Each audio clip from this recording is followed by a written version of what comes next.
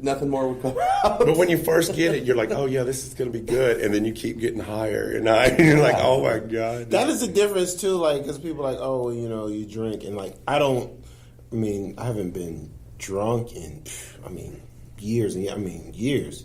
But I feel like that's one of the differences because, like, if I can feel myself, whatever, I can stop, and then it just kind of stops. Mm-hmm. Weed is not like that because it has, like, some in like, reserve that, like, no, you did this a couple minutes ago. We still got to get that out before you, no, you can't stop now. Okay. So, there's a line outside the door. They still got people coming in. That's exactly what it's like. No, but, like, booze, it kind of hits you, like, faster so you know, like, kind of where you're at. Well, I grew up in the South. The first time I ever drank was in 9th grade. My friend had a friend pick us up at lunchtime and take us to this liquor store next to the fire department. He had a drop top. It was a sunny day. I still remember it. And he bought these ice-cold Old English 40s. Oof. And I pounded that thing before I got back to school. I was hammered. I smelled like malt liquor. And I kept drinking malt liquor for a few years, but then I started getting these mind-splitting headaches. I can't touch malt liquor. They have that Steel Reserve. I can't even see how people drink that. Man, it's not good for you. It's not. It's not. It's But really I can just look at the can and I start getting a headache. I'm serious. It's so big. And there's another drink. I lived in California out in Death Valley. I drank a fifth of Black Velvet. Wow. And I woke up in the middle of the desert at 3 a.m. It was dark, and I had no idea where the town was. And I just bought some new Reebok pumps. You are really dumb. Wait, before we end, okay. He didn't tell us. He didn't put that club on blast, did we? We just skipped right past it. I'll tell you what the club is. We're going to let you spill dirt. It was this club that the first comedy club I ever worked at and still do. There's one on St. Pete Beach. It's called Coconuts Comedy Club. But when I first started, they had like 5 locations. So they had one in St. Pete. They had like one in Lakeland. They had one, at one point, they had like one in Brandon, which is a suburb. They had one in Clearwater Beach. Yeah, man. It's tough little circuit I started out on. So there was a club in Clearwater. And ended up like when they kind of basically started losing clubs, because they used to be in like hotels, so I don't know if they lost them or new ownership. You know, hotels turn over a lot. So eventually, I think they just kind of pulled back and they're like, hey, we're just going to do the St. Pete one.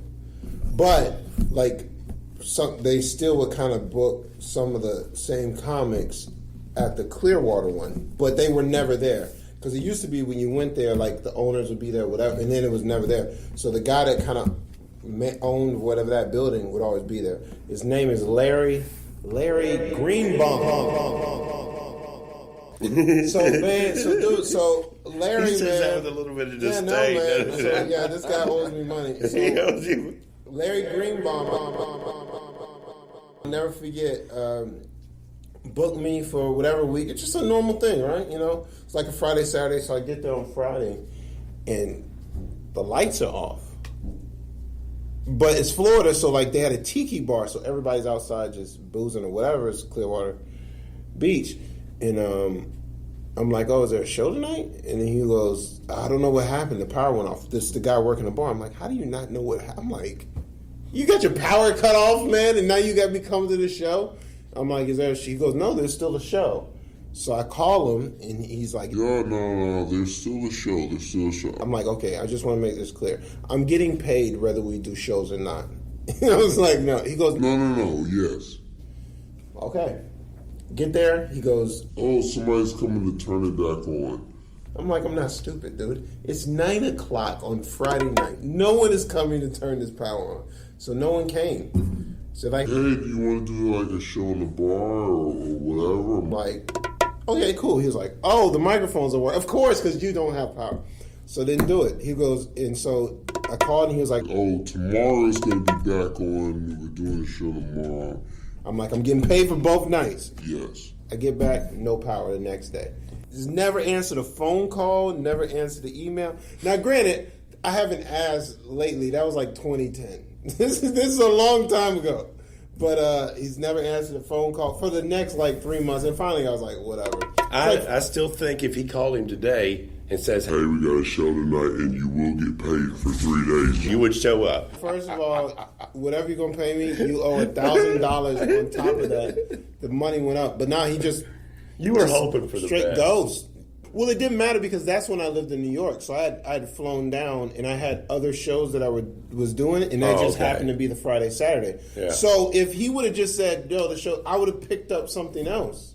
But when he was like, "Oh, it's Why did he do that? I really don't know. And I mean, I'm sure the next week or whatever Monday they probably. I mean, I'm sure they didn't pay the bill, but you knew you didn't pay the bill before. But I'm sure Monday got cut on, and then they. But maybe he thought, oh well, if we didn't do the show, I had to pay him. But if that's what you thought, which you didn't think that, you could have just answered the phone calls. Or I messaged him everything, and like I see the dude is like active. I'm like, so then when I called, the main club, they're like, yo, we don't. At that point, they had nothing to do with it. They're like, we don't have anything. So I still work for Coconuts in St. Pete. It's like one of my favorite clubs. It's like my favorite people.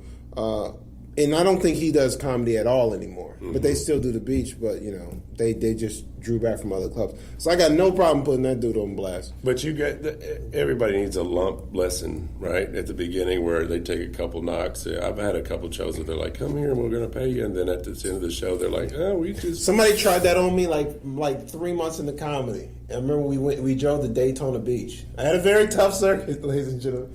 So we drive to Daytona Beach. And we get there, and there were probably 3 people there. And then the guy comes up, and it's like a 2.5 hour drive. And he's like, oh man, sorry guys.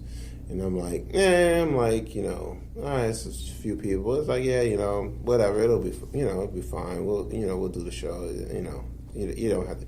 He goes, no, we're going to cancel the show. I'm like, oh, we're getting paid. I was like, we're getting paid. I was like, that's fine, we can cancel. But I was like, we're getting paid.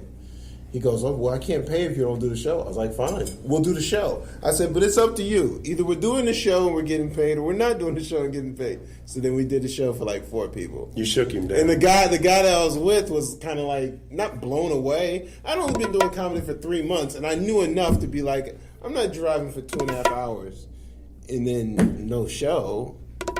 That's crazy. I had somebody pay me in Prestige. Yeah? They said that there might be scouts in the crowd, and I fell for that one. Oh my God! Yeah. Yeah. Great. My rent's only $1,200 prestige. I told the people at the grocery store that I had that when I get that Prestige, I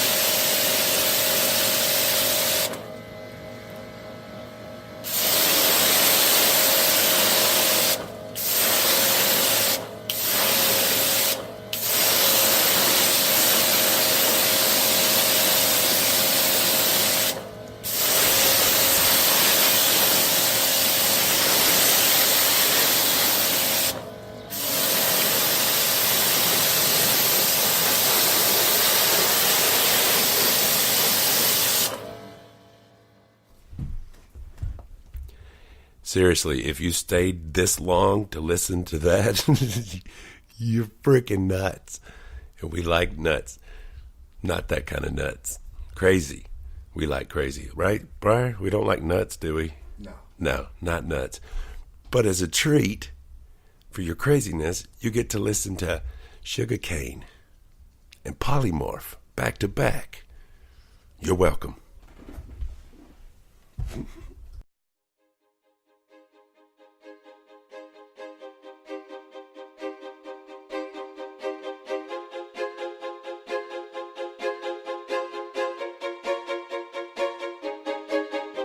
I can't succeed, they preconceived from 71, they cussing me. Must appeal appreciative, though haters come and disbelieve. Face my fears and now I'm free, cleared my mind of all debris. Found the judge, he gave reprieve, you be you and I'll be me.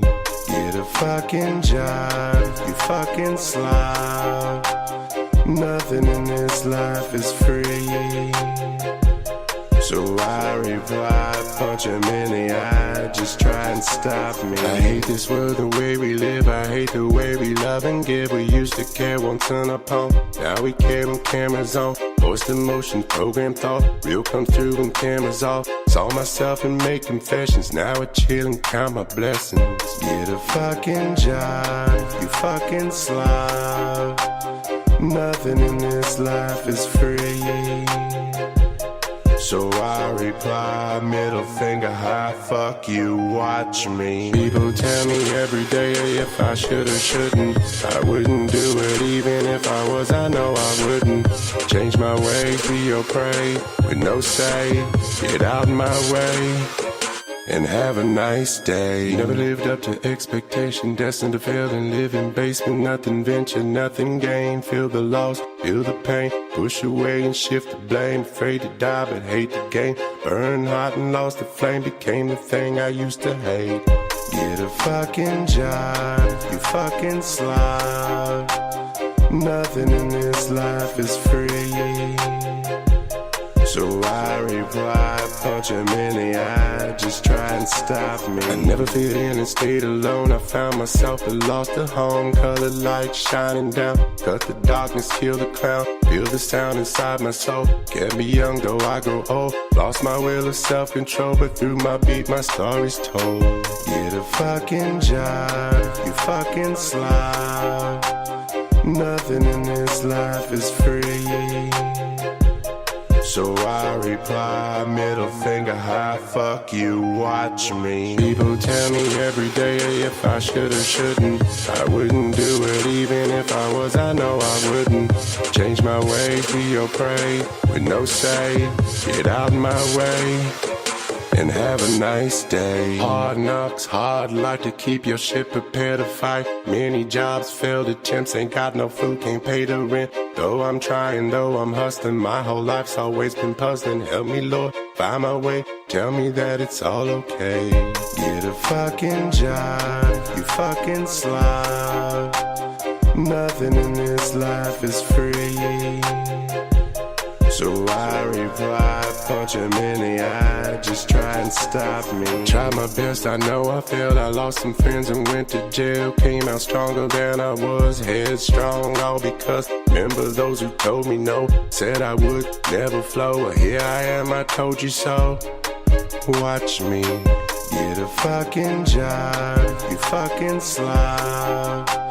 Nothing in this life is free.